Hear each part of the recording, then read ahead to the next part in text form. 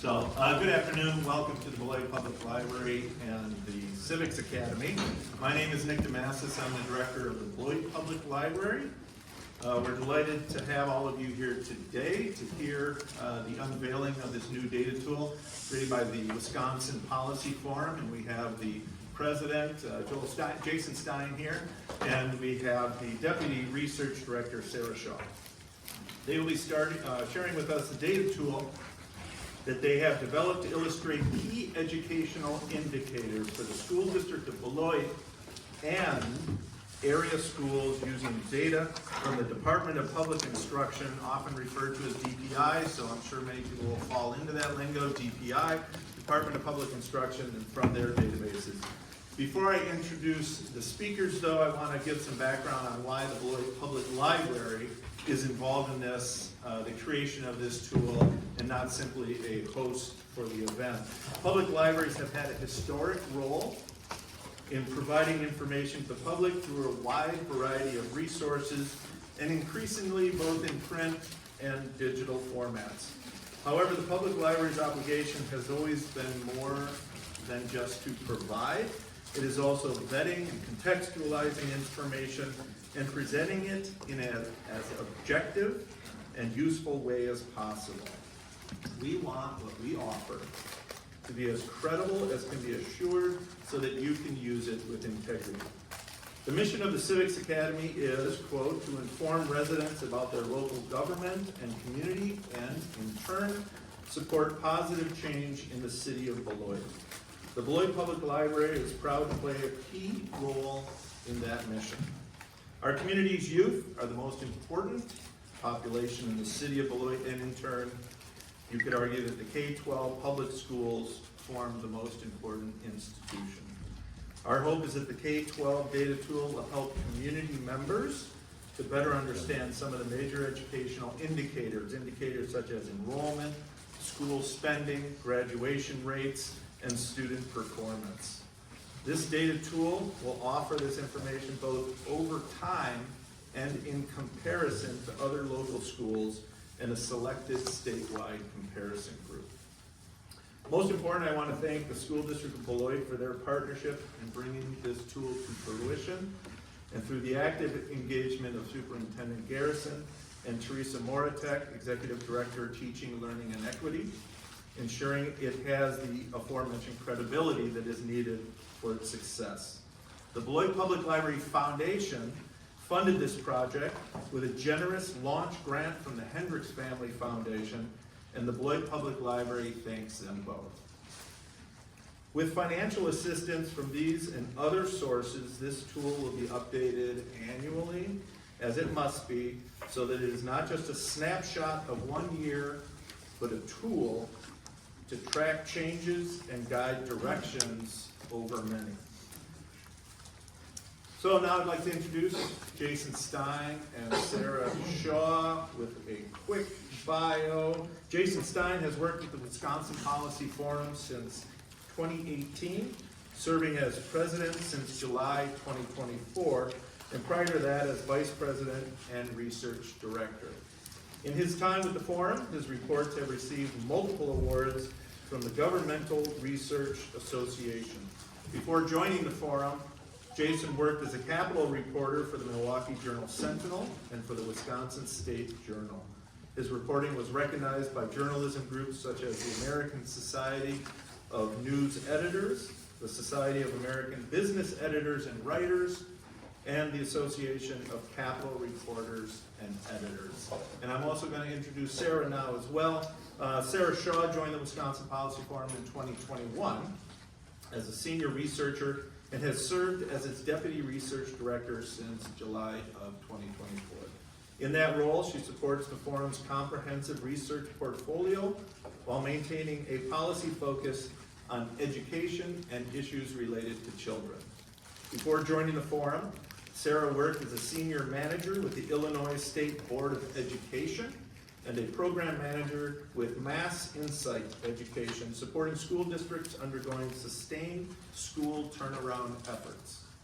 She began her career in education as a teacher in the Milwaukee school system through the Teach for America program. So again, welcome to the Beloit Public Library for this great session, the unveiling of a wonderful new tool, and I bring you Jason Stein.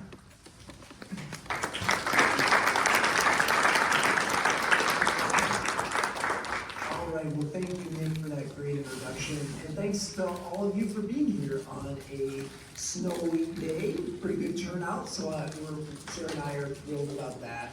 And we are really just honored and privileged that we were able to have this collaboration with the Public Library, the Public Library Foundation, the school district, and other stakeholders in the community.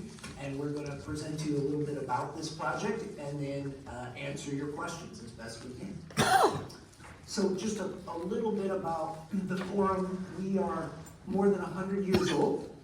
We were formed in 2018 by the merger of two organizations, but one of those, the Public Policy Forum of Milwaukee, goes back to 1913.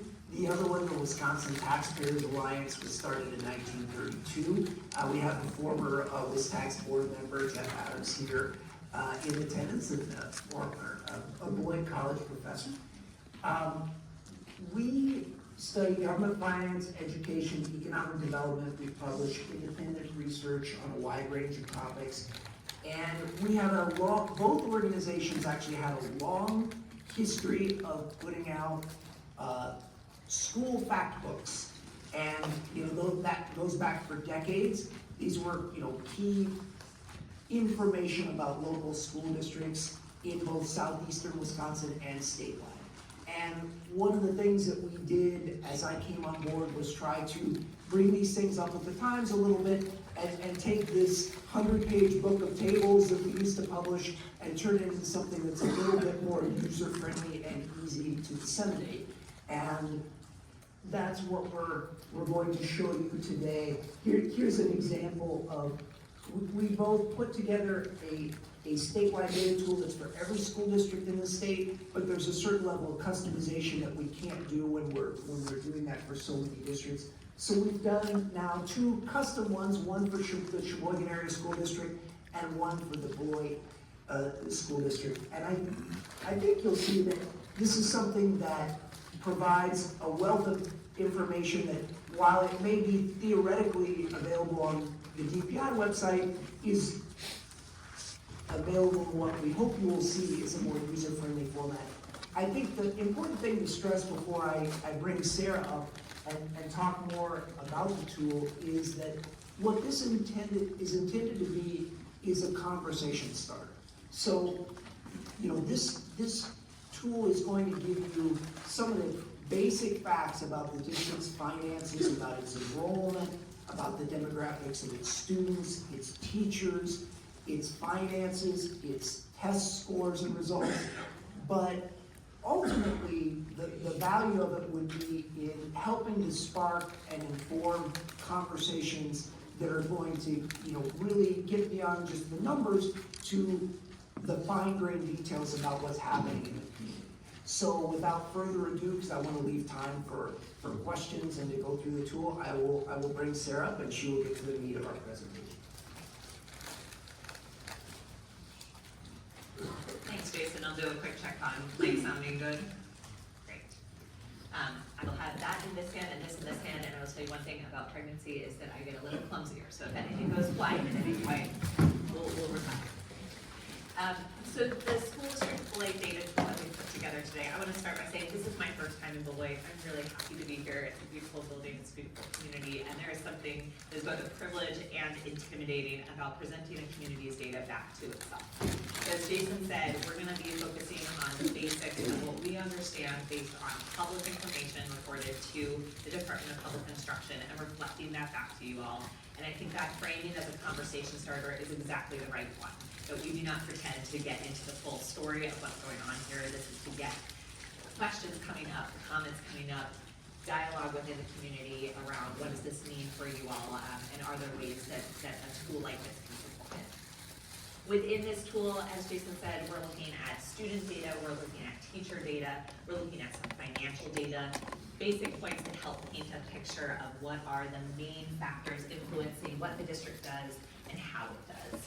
We also compare that to both the district itself over time, being able to see how things have changed, and then we take the most recent year of data for each of these categories and compare to peer districts of Beloit's. And there are two different types of peers we're looking at here.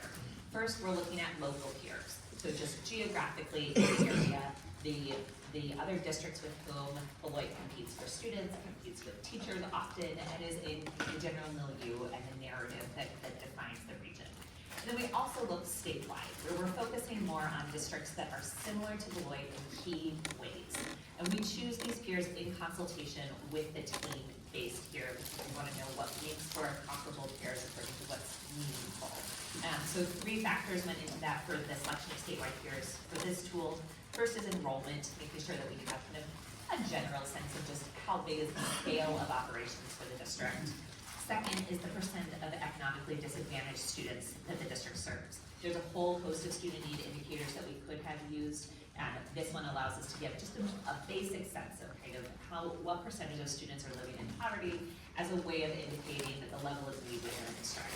And then the third is a financial one, and that's reliance on state aid. So how much is a district really reliant on the state for its funding as opposed to local property taxes? And Beloit is a district, as we'll see, that is quite dependent on the state funding. So that was a threshold for us as well.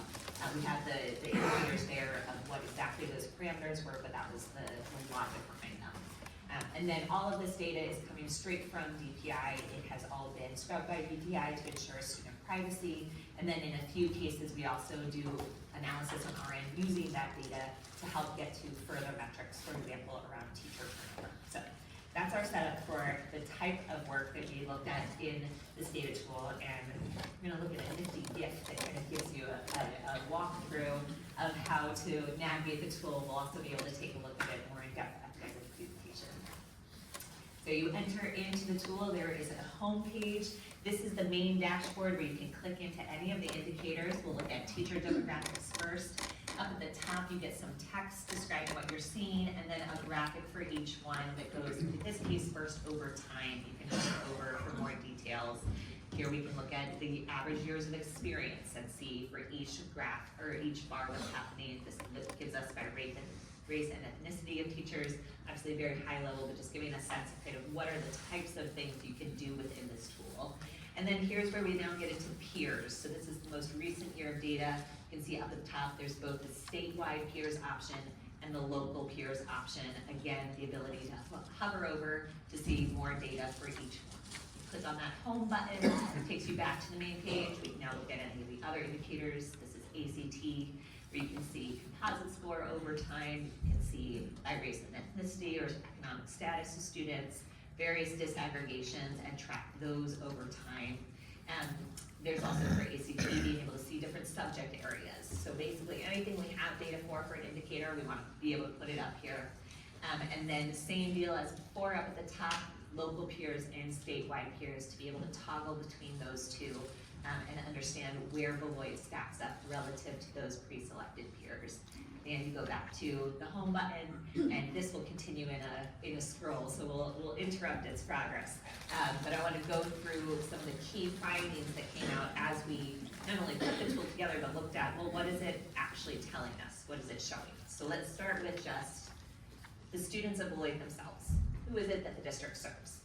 Number one key finding here, which is not, so demographics is the graph we have, which I'll talk about in a moment, but first just total enrollment of students has fallen precipitously. This is a huge factor for the district for a couple of reasons, primarily financially. So school districts in Wisconsin are funded on a per pupil basis for the large part. So when you have a precipitous drop in enrollment, that also means a precipitous drop in funding. And thinking about what the scale of the district's operations are and will be over time is directly correlated to what is that enrollment piece of the As enrollment has been dropping, the district has diversified. So the shares of students of color and English learners in particular have been rising. That's a huge asset for the district in terms of increasing diversity. It also does bring additional student needs into the district, for which, again, funding becomes a consideration. So when we're talking about enrollment and demographics, we're also in some sense really talking about funding all over again. There's also, when we look at the comparisons to statewide and local peers, the School District of Beloit is serving more students of color, more economically disadvantaged students, and more students who are classified as English learners than most of their peers. Not than all of them, but in the upper half for both the local and the statewide view. And you can see the graph is showing us that race and ethnicity change over time. The light blue up at the top is the percentage of white students in the district. You can see that's been dropping, and then particularly Hispanic students, the dark blue, has been increasing over time. Next to student demographics, we also look at teacher demographics. The School District of Beloit has more teachers of color than many statewide and local peer districts. And we consider that to be a real asset. We have solid research indicating that the more students of all races and ethnicities are exposed to teachers who are also of different backgrounds, that's better for kids all over the place. It is also particularly better for students of color. So that's a real asset of the district in a state that has a predominantly white teaching force. Thinking about other aspects related to the teaching staff here, we do see salary and benefits rising over time, but not at a rate that matches inflation, so the value of those dollars have been diminishing, and staffing levels have been dropping. Although at the same time they've dropped, we actually see average years of experience holding fairly steady, so it's something of a mixed bag there. You can see the graph is showing you specifically the percentage of white students, white teachers in the most recent year of data compared to peers. You can see Beloit has a lower percentage of white students, white teachers, aka a higher percentage of teachers of color. To this question of staffing levels dropping, the natural next step might be to ask, well, where are teachers going?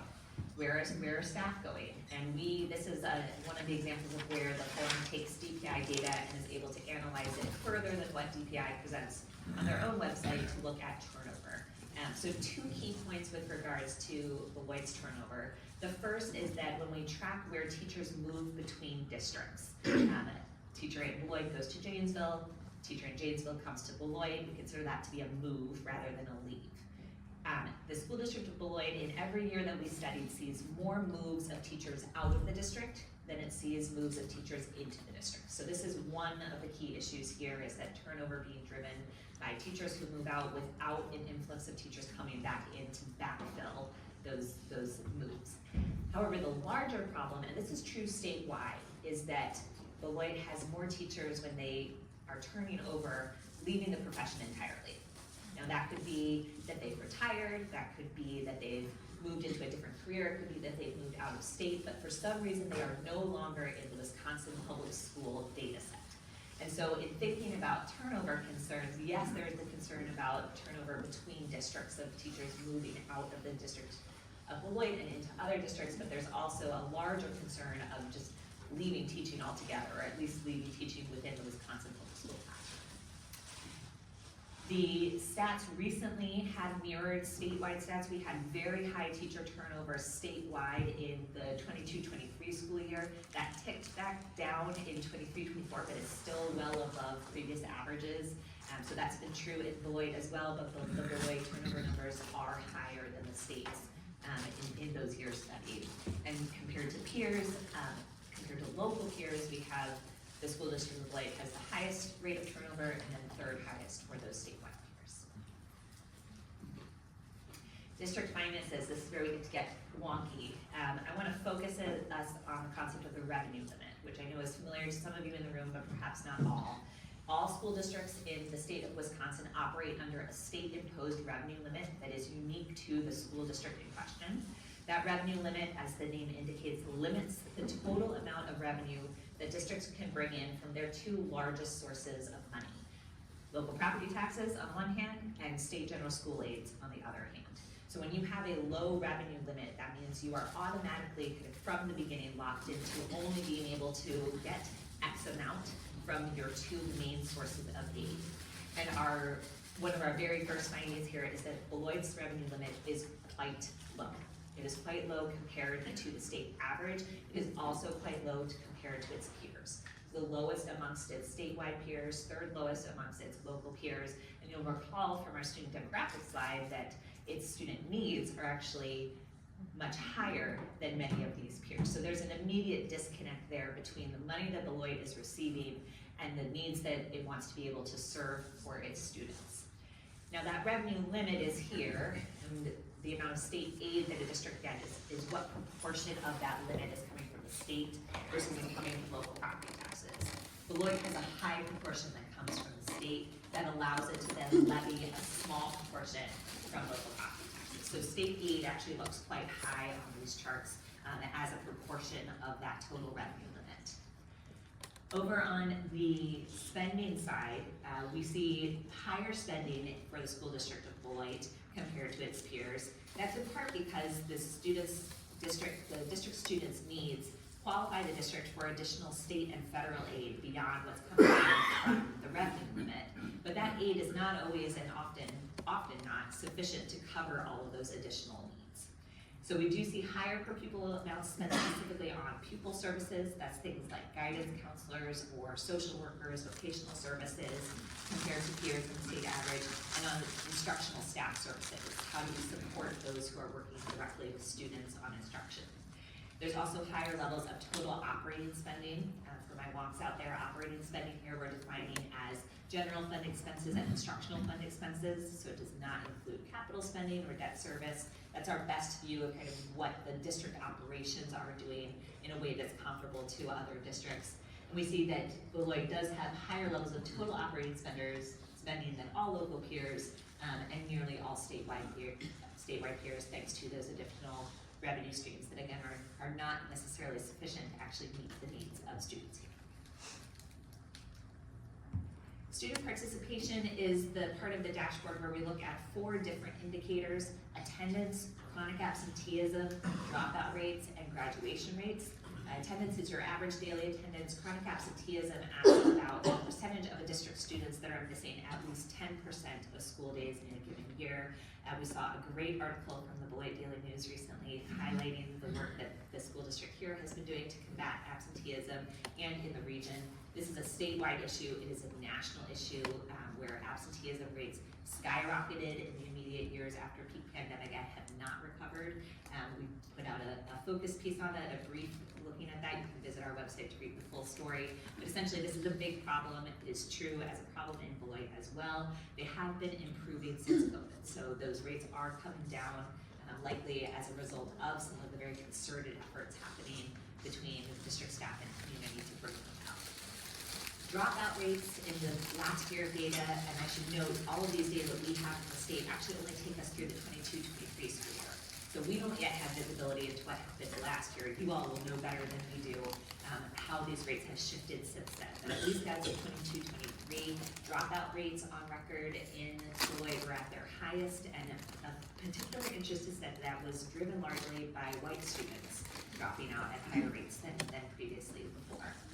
And then when it comes to local peers, the School District of Beloit does struggle the most with all of 4 of these indicators that they ranked last in terms of seeing student success amongst them.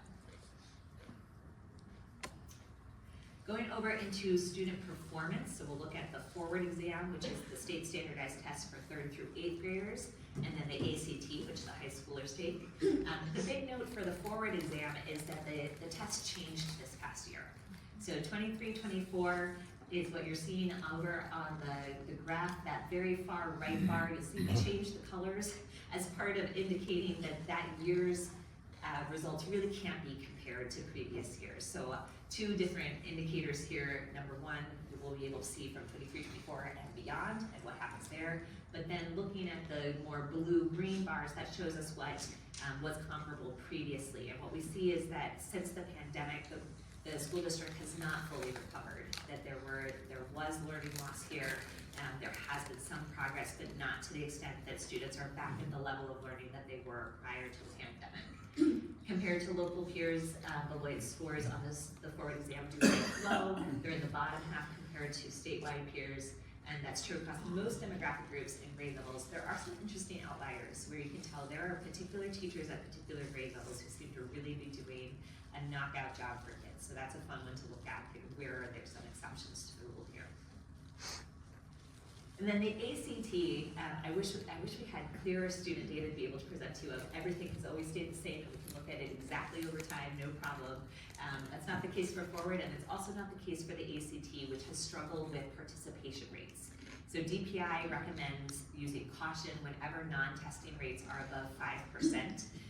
Beloit's was in the last year data 20%, as Milwaukee Public Schools was 21%, and of all the peers we looked at, there were 8 other peers that also had rates above 5%, and only 6 that had rates below 5%. So the ACT data from this last year and the few years previously, we need to take with a hefty helping of salt.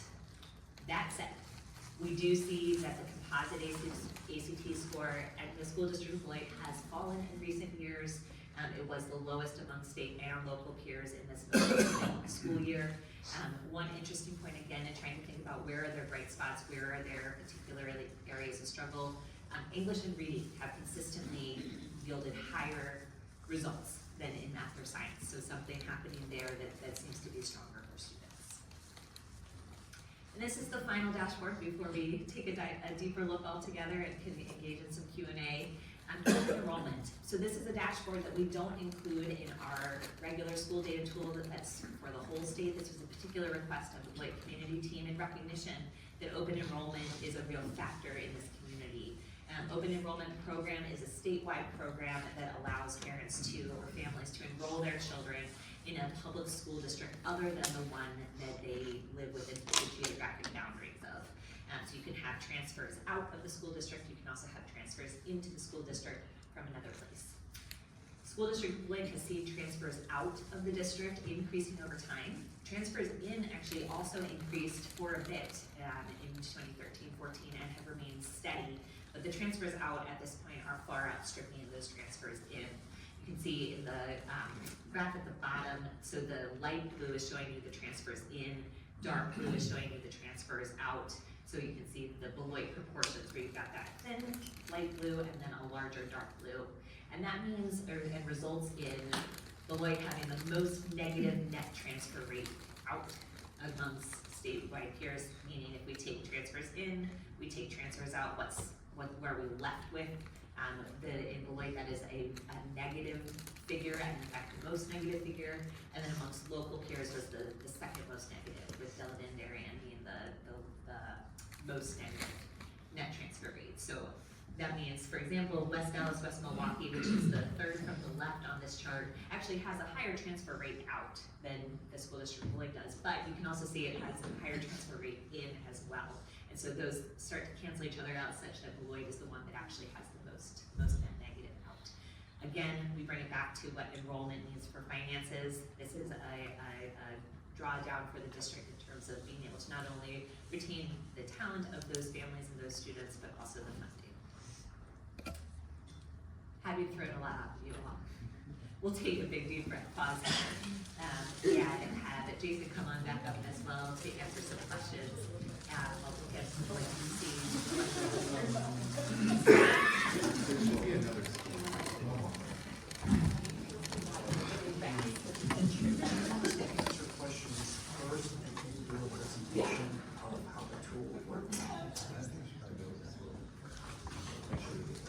Okay, sure.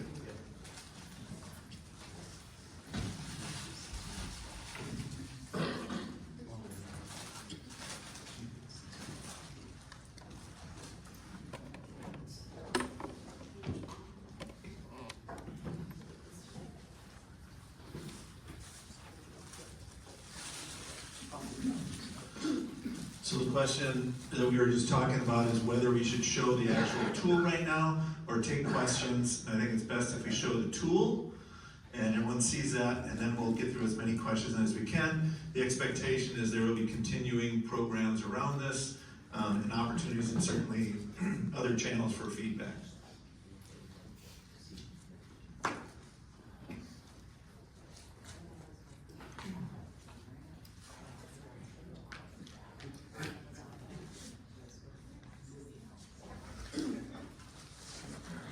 Well, the plan is, I'll just note that the site is hosted at the Wisconsin Policy Forum's website, wispolicyforum.org, where you can find all of our publications.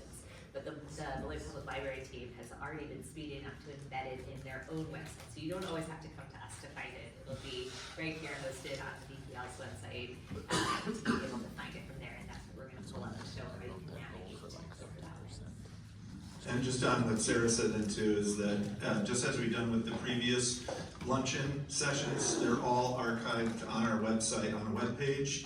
This too is being recorded. That page will grow over time with any documents or any further kinds of sessions like this. It'll just be on that page and become an archive over time.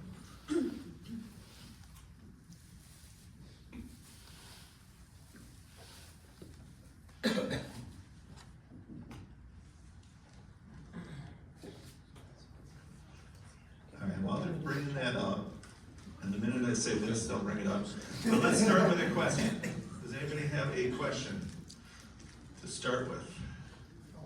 Just raise your hand, and I've got control, I got the power here. Actually, I have 5 questions. 2 are how,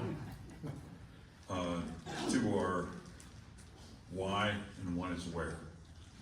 Sure, in terms of how, Well, here, let me give you what my hows are. How do we get ahead of the financials when the needs are high and the income or the money's going towards them, or the money to be able to address them is low? That's 1 how. Want me to keep going, or you want to keep this in mind? I mean, that's a challenging question in and of itself. You know, I think there is one, so let me just start off by saying. I'm not asking you for the magic pill, but just some Right, idea and of. just to say that we are not here to advocate for or against anything, but just to provide information that the community can use to make its own decision. With the financing, the thing that leaps out to me, as somebody who comes down the interstate a couple miles to visit you, is that Beloit is among or at the districts with the highest proportion of state aid. And so when you think about financing, a tool that many districts have turned to, and the Beloit has considered and voted on, I know in the past recently, has been a referendum to, increase the operating spending. One aspect of Beloit, and I've not run the numbers on this, but my expectation would be if the community were to do a referendum, that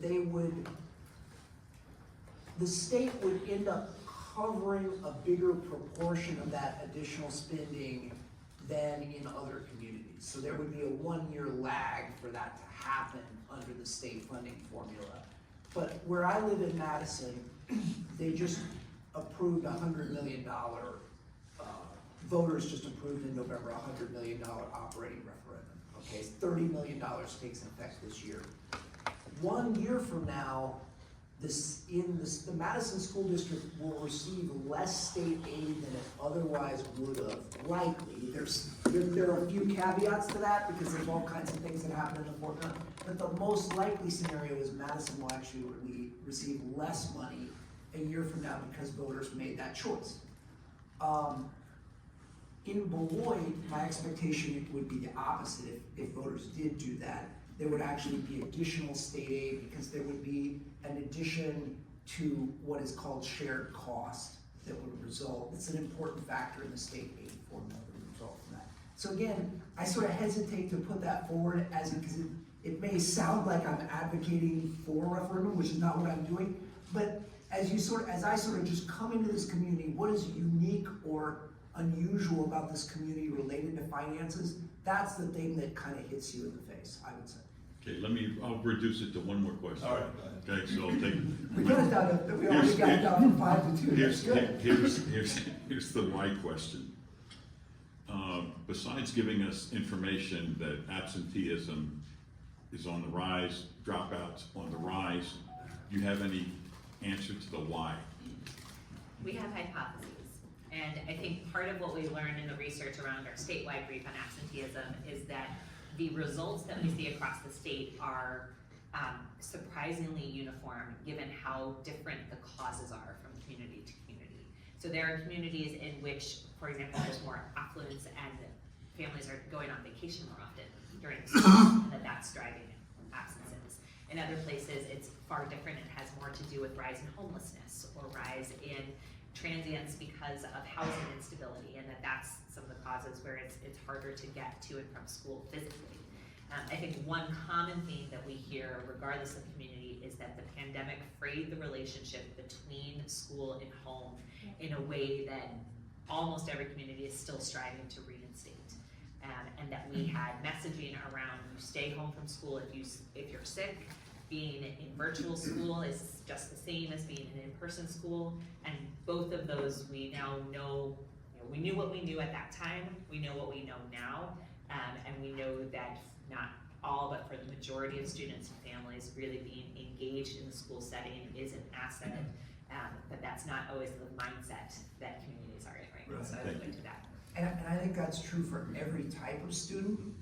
Any demographic group, maybe you want to pick, all of them saw an increase, but it also happens to be that your marginal students and your students of need are the ones that are going to be hit hardest because they're starting from the place that is most disadvantageous. And I will just say on our why, because I feel like I maybe neglected to say this, just the word why sparked this in my head. Why are we here, or why did we at the Policy Forum choose to get involved? I would say 3 reasons. One, because we were invited to get involved in this community, so that's always important. Number 2, because we have long-standing relationships that go back many years in the community. And then number 3, because I do think the needs and opportunities for this community really stand out at a statewide level. And so, that's the whole reason why we feel it's a real privilege to be involved here with you today. Thank you. And in the questions as we get, we're gonna go back to the tool now, but in those questions, that's what we want, is why is this? Why is it credible, the integrity of it, ask those questions, but also, as was asked about the absenteeism, this tool, especially when you first explore it, should raise a lot of questions. It isn't there just to answer the questions, it's also to raise a lot of the questions. So Sarah, back to you. Okay, so this is the homepage. You can see the data tool is already up there. So kudos to the team here for making sure it is part of that scroll. And if you were to click on that scroll or down here, usually there's a link already set for the data tool. It'll bring you to this page that gives first some information about the data tool to orient you. And then here or up at the top, you can click there to go straight into the tool itself. And this is where then you'll see that familiar landing page that we saw earlier, where you can click to enter. This is giving the opening context around what is the tool, who are the peers that were selected for it, and how to use it. And then clicking in, it does take a second to load. There's a lot of data that's loading behind the scenes. So patience with that. It does the same thing on my computer every time I try to go in. Click to enter the tool, and then gets you to this landing page where you can select any of the different dashboards that we looked at together. 2 that we didn't highlight, there are some data notes if one wants to know more about where any of these data come from. And there's also a glossary of terms that I find particularly useful when it comes to the financial data, because we're very good at financial jargon in this state. So these are the different dashboards. We can go further into any of them as questions arise, but just to set up both how do you get there and what do you do once there. Does the audience have a section that they'd like to explore? I actually have a data question, so kind of like the right timing. In one of the previous slides, you showed the enrollment pattern based on the student demographics, specifically race and ethnicity. I wonder if you have any data. I think everybody can hear me. Oh, thank you. So I wonder if you can show us the data of enrollment pattern based on the family socioeconomic level. Sure. So you're right. The slide that we looked at was looking at race and ethnicity. If I go down one further, I can look at it by economic status, and this is specifically showing the percentage of Beloit students that are classified as economically disadvantaged, which is typically tied to whether or not they would qualify for free or reduced price lunch. Can you show the enrollment pattern over the years? So this is all percentage rather than the number of students. You can see as a share of the district's population back in 2005, 2006, it was just about 60% of students within the district were classified as economically disadvantaged. We see those numbers rising through 2015, and there's some up and down, and by the time we hit this most recent year, so last school year of 23-24, the district was up to 73%. So from 60% up to 73% over almost a decade. And could you show us the peer districts again, just to give the context of that? And then if we go up to look at first statewide peers, you can see even within the context of trying to find statewide peers who had similar demographics as Beloit, Beloit still stands out as having a high proportion of economically disadvantaged students, with only MPS having more. There are a few other districts that are higher or in between MPS and Beloit that are not considered statewide peers because they didn't fit the other two classifications of either the number of students or reliance on state aid. But as a general rule, Beloit has among the highest percentage of economically disadvantaged students in state. And then locally, well above local peers as well. So the next closest is Delavan Darien with a 67% compared to Beloit's 73% from last year. Will the tool provide any metrics on kindergarten readiness? Good question. So kindergarten readiness is not a metric that we have immediately available from DPI to be able to report out on. We have had cases where districts have had, Sheboygan area in particular had a data set internally that they were using that they had hoped to put up in the tool. So where Beloit has open enrollment as their kind of discretionary dashboard, Sheboygan Area School District had chosen to do a college and career readiness metric as theirs. So that is an element of customization that we can do with the district data from the district itself, but without the DPI data, is not, kindergarten readiness is not one that we show statewide or for this tool. We'll go here, and then in the back. I'll move back over there. Anyone? Just raise your hand. Hi, Sarah. Going back to your slide on leakage, as I call it, the net gain or reduction of possible students out of your district. Can you put a number on that of students and then times it by state aid, and how much were the School District of Beloit is leaking out every year, and then how that affects our ask when it comes to me they kind of equal out, that our ask is usually on a referendum is leakage money that has gone out of our students that have walked out of our own. Do you have the numbers of students?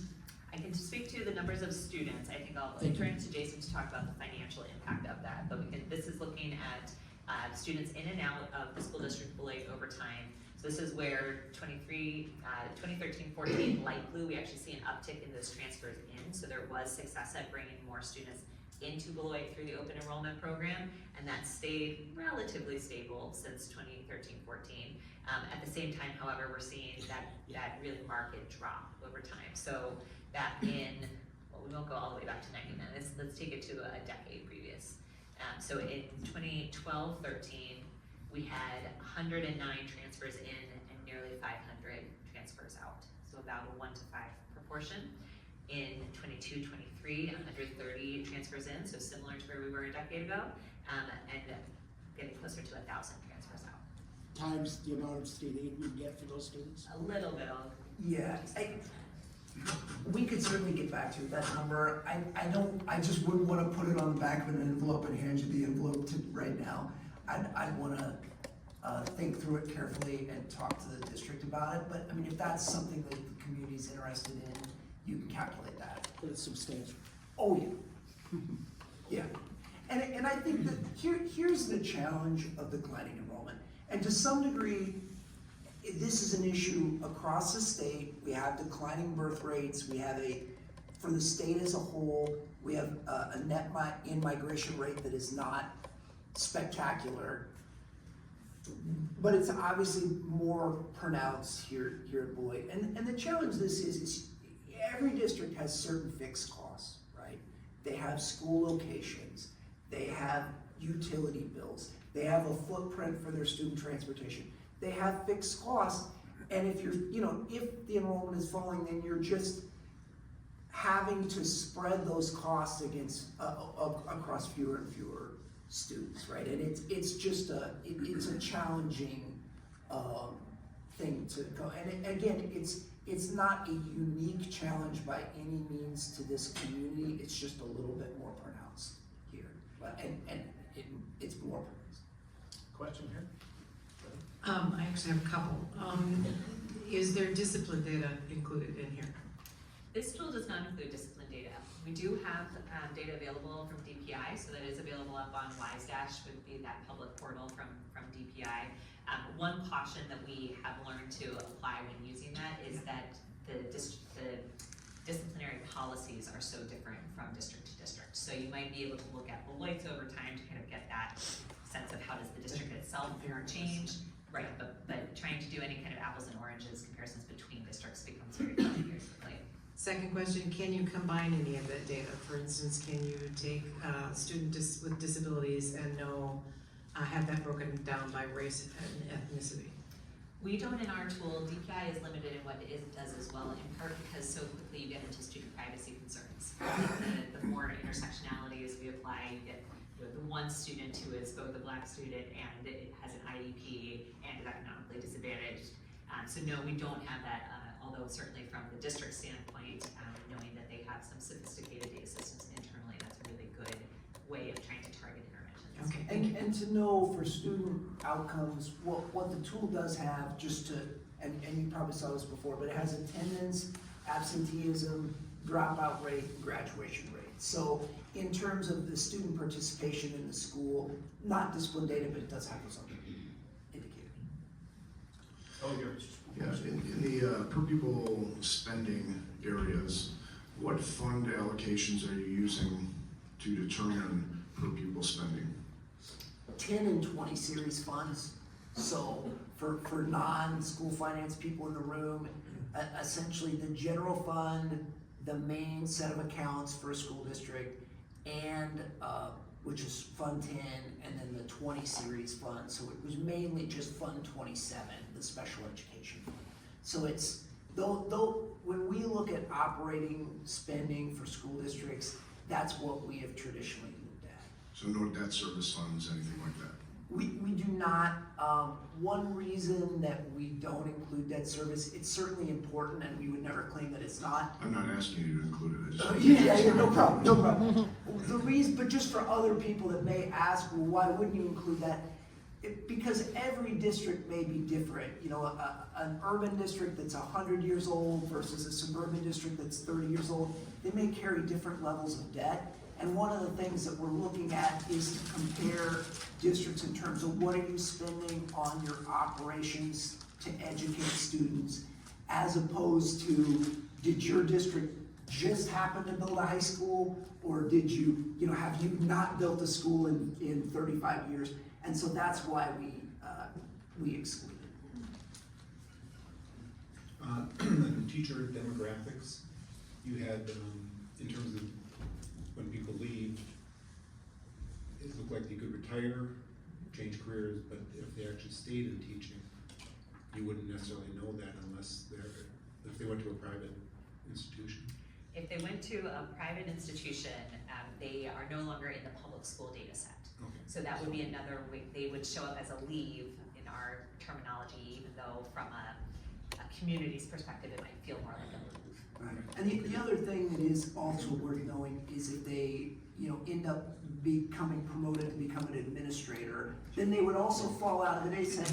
But I think it's, so on the one hand, not all these people are necessarily lost to the district, but they are moving out of the teaching profession and there is some turnover, right, where somebody was teaching 3rd grade last year and they're not doing it this year for whatever reason that is. Right, but they could still be teaching.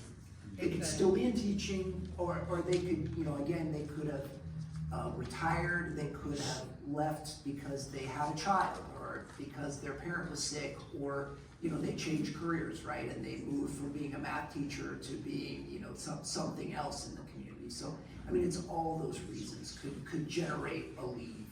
Okay. I will note that the charter schools are included in that data set. So if a teacher moved from a public school district into a charter school, that will get classified as a move, not as a leave. We are still able to see that they're still teaching in the system. And you could, Beloit also being a community that, this wouldn't be the case in, central Wisconsin, but here you could potentially have somebody who starts teaching in Illinois, right? And they're still a public school teacher, but they're no longer in the data set that we have because it's restricted to Wisconsin. My rare question.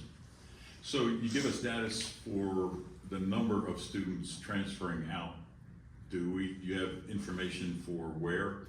For instance, does a voucher program count as somebody moving out? So if somebody's now went from the high school to Lincoln Academy or to Rock County Christian or Boyland or whatever other.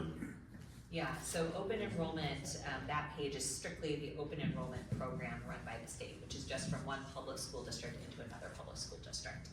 And we don't have data on where students go when they are doing those moves. We just know from district's perspective, did they gain or lose students?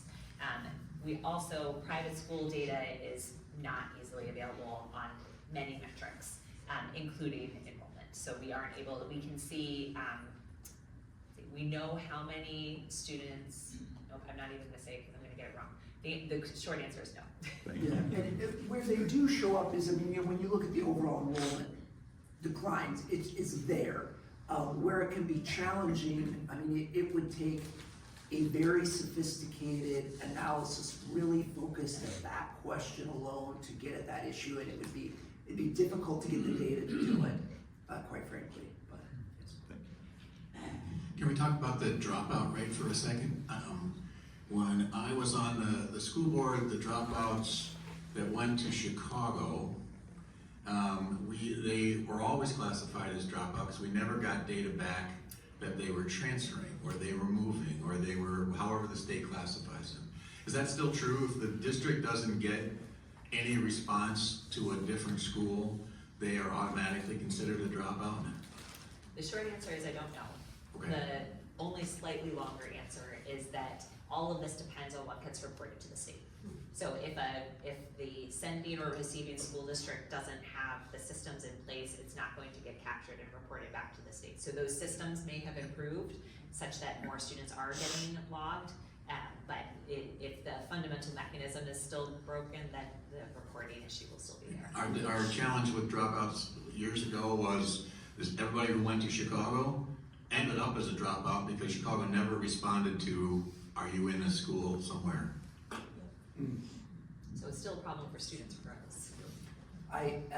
And it's worth noting that with this tool, all the data is based on what's reported to DPI and what then DPI publishes. And we do, in the thousands of data points, we do from time to time find a few that are clunkers and are just not correct. So it's always worth, and this is why we always come back to, this is a conversation starter, and if there's something that, you know, looks really good, looks really bad, you know, it's worth reaching out to the school district involved and verifying that and having that broader conversation about the context and not just kind of breaking glass and running with this. You know, that's something that we really try and emphasize. That was also something that we had the pleasure of experiencing with the school district's team, where Teresa was able to put us in touch with the business office to verify some pieces where we were looking at it, saying, okay, let's double check that all these data are correct, and they were very responsive in confirming with us those data. I was just wondering what kind of relationship you have with the DPI, and if you work closely with the DPI. The other concern, when we did the report card, we had this concern too about the fact that some of that data gets very old, and that the state could do a better job of getting more updated information, particularly the attendance and that kind of stuff is very delayed, so. I think that is true in so many walks of life when it comes to official statistics. I mean, the crime statistics are that way as well. We still kind of act as if we live in a world where everything was written out on a ledger by hand, as opposed to a world where we could move these things out more quickly. That being said, I think we have a very positive relationship with DPI. You know, Sara sort of worked at the equivalent of DPI in Illinois, and we can generally get the questions that we need answered by the agency. Sometimes it's very quickly, sometimes it's a little bit longer, but we're generally able to get from them what we need to operate. I would say from the vantage point of being able to get data that does not currently exist faster, that has, we have not gotten that. No, we can't do that. But we can't get data that isn't available to anybody else. But I'll say when you compare to federal timelines, state timelines actually look pretty good. Where there are some cases where we're still working on FY20 data at the federal level that is no longer relevant. We have a question. Yeah, I had a question with the attendance and absentee numbers. Can you break that down by rates per grade or age? Like, is it more young kids who aren't coming or more? I mean, because I often assume that absenteeism is kids deciding not to go to school, but if it's younger children, it's really their parents deciding that they don't go to school. And I wondered if you guys had numbers on if more younger kids are not coming or more older kids are not coming. Yeah, great question. We don't have it in the tool, but I can tell you from our statewide look, one of our findings that to me was more surprising. So you're right, so high school students typically have the highest absenteeism rates. That's true, that was true before the pandemic, during, and after. What is new is that all grade levels saw a spike, all grade levels have come down somewhat. The elementary schoolers have been the slowest to come down. So even though high school rates are still the highest, like raw rates of students missing school, we see more concerns in how behaviors are not changing back amongst elementary school students. And that may be tied in some part to families having been really concerned about sending kids into school during the pandemic, might have to do with how much more often kids are sick when they're little. But there's something happening there in what mindsets and relationships exist between families and school that seem to still be affecting the elementary school students more than the high schoolers. And you can, again, we didn't do that analysis specifically for the Beloit School District, we did it statewide, but it's available on our website for free if you want to take that. And while we grab that question, I'll actually show you all where you can find it. Yeah, wouldn't you also believe that, for instance, this week, school shootings are affecting families' sense of how safe their school is, and that may have its own effect? I mean, possibly. I mean, it's certainly the case, I think, that in so many ways and for so many reasons, right? For white-collar parents, they now have an ability to stay home and work, and they may be, for example, more likely to keep a kid home that, 5 years ago, they might have sent that kid to school because they couldn't miss another day of work, and they're doing that. I mean, anecdotally, I've also heard about families on the upper end of the scale. They can get cheaper plane flights if they don't fly out for their vacation during spring break, so they take their kid out. Whereas, maybe a decade ago, that would have been unthinkable to take your kid out for a week of school. And so I think in some ways there's just across society, there was this expectation that we were gonna make our beds and get up and go to school, right? And that expectation has been weakened, and it's just going to take a lot of work, I think, from many different groups, but both in school districts, but also in the broader community, because I don't think it's fair to put all this on the school districts either, to kind of reestablish that norm. And that, because again, I mean, to me, there's a benefit to school, there's a benefit to education. I know every moment I spent in school, there was a value to me. And if you believe that, then the fact that kids aren't in school enough needs to be a concern and a priority. I pulled up this graph from that brief that we had done on chronic absenteeism, and just to drive home the elementary schoolers' point. So high schoolers in our most recent year of data, which again is not this past school year, but the year before, that's when I'm standing too close to the speaker, was at nearly 25%. So nearly a quarter of high schoolers missing at least 10% of school days, which is about 18 days or more. Our elementary schoolers are here at 16%, but one of our questions is, those elementary schoolers will become high schoolers. And what are the habits that they're developing right now in relationship to school, such that, are we concerned, I would say I am, that by the time they get to high school, this number is actually much higher because they're carrying with them the habits that they formed in childhood, in early childhood, and now have more control over whether or not they themselves are getting to school.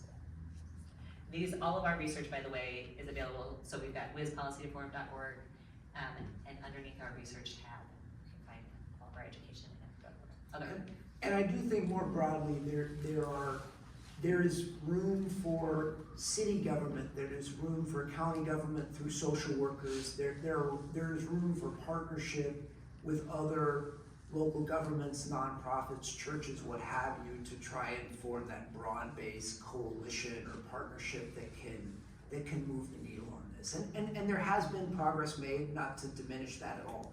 There's been significant progress made that matters a lot, but there's just more to do. So as I look around for more questions, I do want to ask, since this is an unveiling, I want to ask you about, you think about the usage of it, the functionality of it. I know you haven't had a chance to dig into it, but you've seen some of the way it's been used. If you have any thoughts on that, besides Jason and Sara, Ari was involved in this. Yes. And certainly Jeff Adams and Professor Group, Laura Group here. So, you know, I was privy to all those emails going back and forth and seeing the really in-depth questions and how this evolved over time to unveil today, but we don't want it to end just today. So if there's anything or any questions you have now, certainly afterwards, but now that you would say, it would be helpful if this information was there or that wasn't like that. I mean, even just some of I'm not going to go back and do a lot of redesigning, but if there's anything that kind of sticks out at you, we want to make it as useful as possible. And our website is wispolicyforum.org, and our information is there. Sara's email, my email. You can reach out to us. You know, I know there are members of the school board and other concerned citizens who are here, and you're welcome to reach out at any time with questions you have. And also the forum is a membership organization, and whether it's individuals or organizations, we always welcome new members. So all that information is available on the website. And again, it was a real privilege to get to work with the community on this, and we look forward to continuing to do that. Great. Bill's got a question? And we do, they'll stick around as well, so you can have some face-to-face conversations on this as well. Is there a correlation between the third grade reading score and graduation rates? We haven't specifically looked at that for Beloit, but research indicates in general, yes. Certainly those early grades are very important. So third grade reading is historically held up as a threshold. The other two data points that we see a lot of national researchers looking at would be fourth grade reading and 8th grade math. That those two as kind of big indicators of if you are not at X point by this time, it becomes much, much harder to catch up. Any other questions? So you'll be able to get this, go to our website where you can get the link, and as I say, this program is being recorded today, so you'll be able to re-watch it, share it with friends, and we'll be building upon that. So in addition to those, I want to thank again the School District of Beloit, Teresa here, Dr. Garrison. They were in on those conversations as well. We want this to be a very, very useful tool, and they asked pointed questions that allowed us to be able to think, or allowed them actually, to be able to consider those other other factors and that. So it really is a community project, and it's a community tool. So Jason, Sara, thank you very much for all the work you've done.